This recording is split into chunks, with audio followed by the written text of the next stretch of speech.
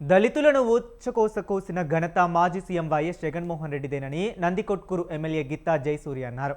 అల్లూరులో ఆయన మీడియాతో మాట్లాడుతూ వైసీపీ పాలనలో దళితులపై అనేక దాడులు జరిగాయని, కాకినాడలో సుబ్రహ్మణ్యంను చంపి డోర్ డెలివరీ చేసిన సంఘటన అత్యంత బాధాకరమన్నారు. వైసీపీ హయాంలో 200 మందికి పైగా దళితులు హత్యకు గురయ్యారని ఆయన ఆవేదన వ్యక్తం చేశారు.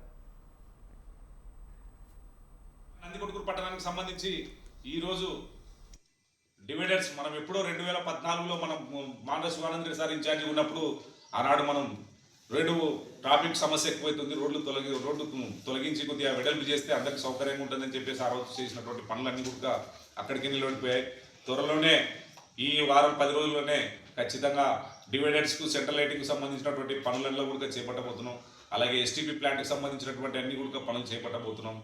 అలాగే నందికొట్కూరు నియోజకవర్గానికి సంబంధించి ఎక్కడైనా సరే తాగునీటికి కానివ్వండి, వ్యవసాయానికి కానివ్వండి, ఎక్కడ కానీ పెద్దపీట వేస్తూ ఈరోజు గౌరవ ముఖ్యమంత్రి గారు ముందరికి తీసుకెళ్తున్నటువంటి సందర్భాన్ని కూడా చూశాం. సుభిక్షంగా ఉండాలి, మన పిల్లలకు ఉద్యోగాలు రావాలన్నా, మనమంతా కూడా ప్రశాంతంగా ఉండాలన్నా జగన్మోహన్ రెడ్డి అనేటువంటి వ్యక్తిని మనం దూరం పెడితేనే మన జాతి బాగుపడుతుందని చెప్పేసి కూడా ఈ సందర్భంగా తెలియజేస్తున్నాం.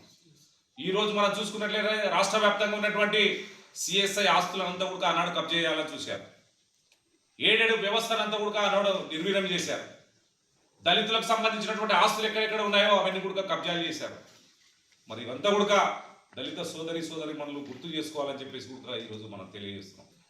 ఇవే కాకుండా ఈరోజు చంద్రబాబు నాయుడు గారు 76 ఏళ్ల వయసులో కూడా రాష్ట్రం సుభిక్షంగా ఉండాలి, దళితులు బాగుండాలి, మైనార్టీలు బాగుండాలి, బీసీలు బాగుండాలి, అగ్రవర్ణాలు ఉన్నటువంటి పేదలు కూడా బాగుండాలని చెప్పేసి అందరి కొరకు రాష్ట్రం ఒక సుభిక్షంగా ఉండాలి, మనం హైదరాబాద్ నుంచి విడిపోయిన తర్వాత మనకంటూ ఆంధ్రప్రదేశ్ రాజధాని ఉండాలని చెప్పి మరి శ్రమిస్తున్నట్టు ఒక అవకాశం జగన్ బాబుకి ఇవ్వండి, రాష్ట్రాన్ని మిమ్మల్ని అందరికీ బాగుపరుస్తాడని చెప్పేసి ఆనాడు ఎలక్షన్లో మేనిఫెస్టోలో చెప్పడం భాగంగా ఒక్క అవకాశం అని చెప్పేసి ఇస్తే ఆయన ఇచ్చినటువంటి నవరంధ్రాలు పెట్టేసి అనేక రకంగా ఏదైతే దళిత ఓట్లను దండుకొని, దళిత ఓట్లను అడ్డం పెట్టుకుని, దళిత జాతి నా వాళ్ళనుకుని చెప్పి మాయమాటలు చెప్పి అధికారంలోకి ఎక్కిన తర్వాత దళితులను ఏ విధమైనటువంటి కూచకొత్త కూశాడో రాష్ట్ర ప్రజానికం అంతా కూడా చూసుకోవాలి.